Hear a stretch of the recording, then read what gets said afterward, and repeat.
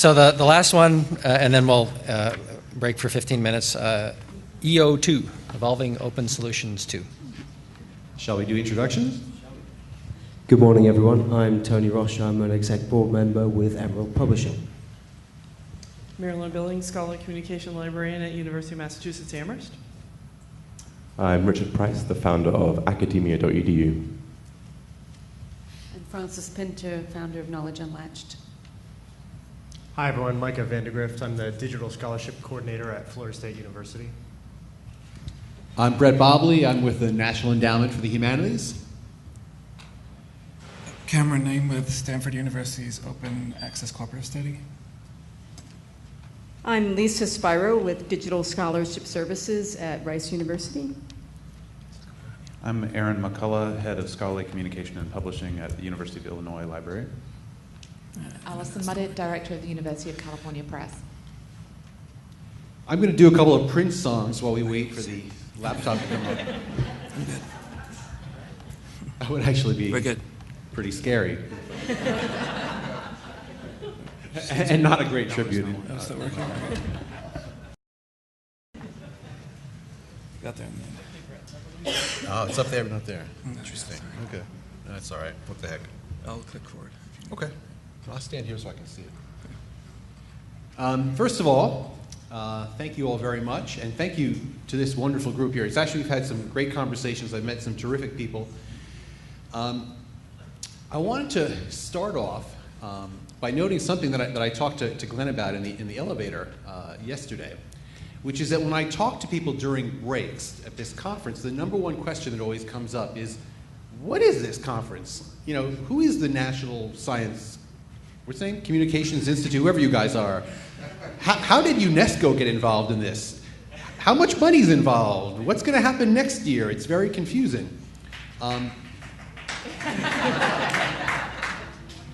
I think my fear is that while we've all had wonderful conversations and there have been wonderful recommendations, these are recommendations I've been hearing at other conferences for many years.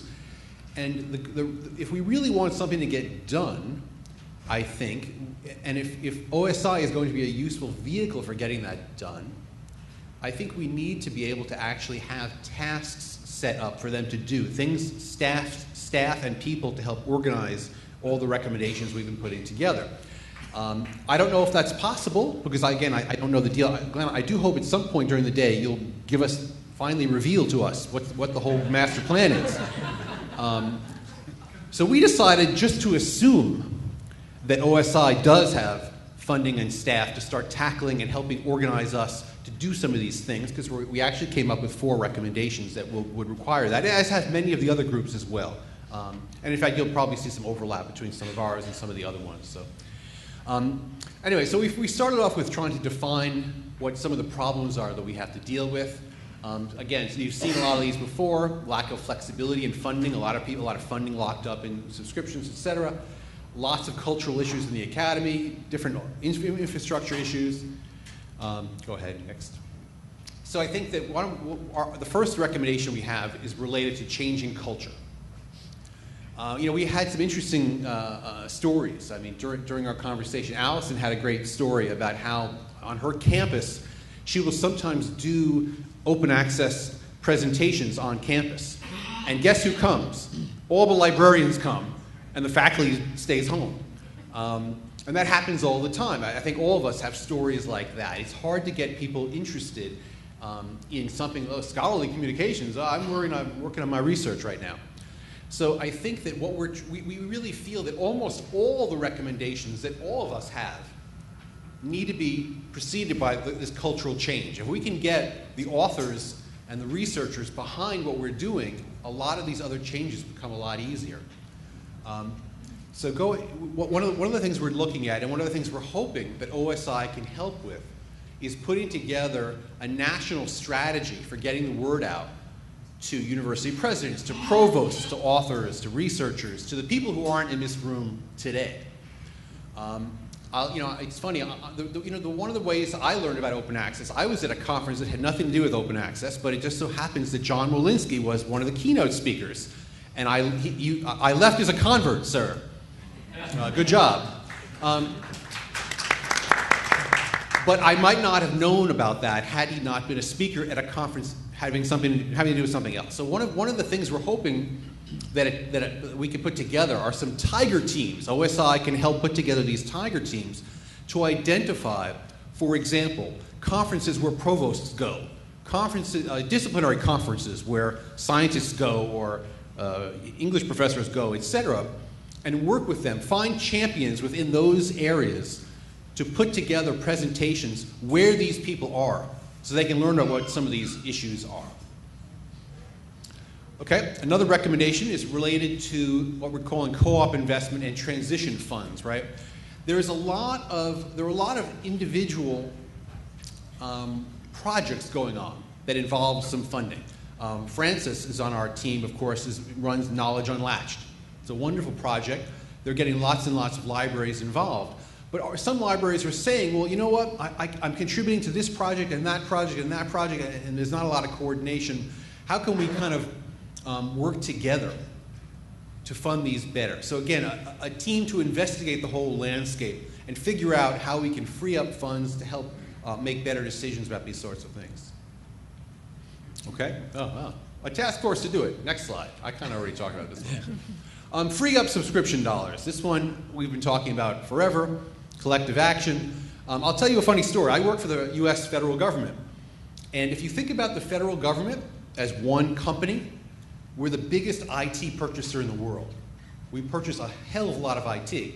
But here's the thing, and this is a story you're probably familiar with.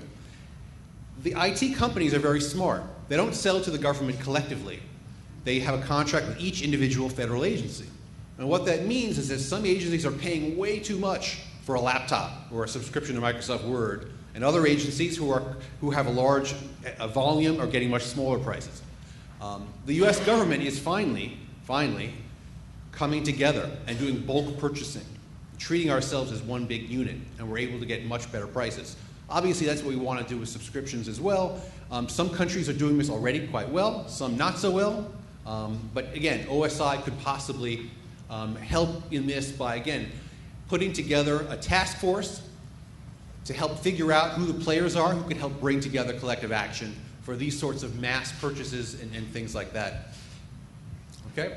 Another one, infrastructure beyond journals. We talked about this a lot. We actually, in our group, happen to have a number of people, myself included, who are very much involved in monograph publishing, or in my case, monograph funding.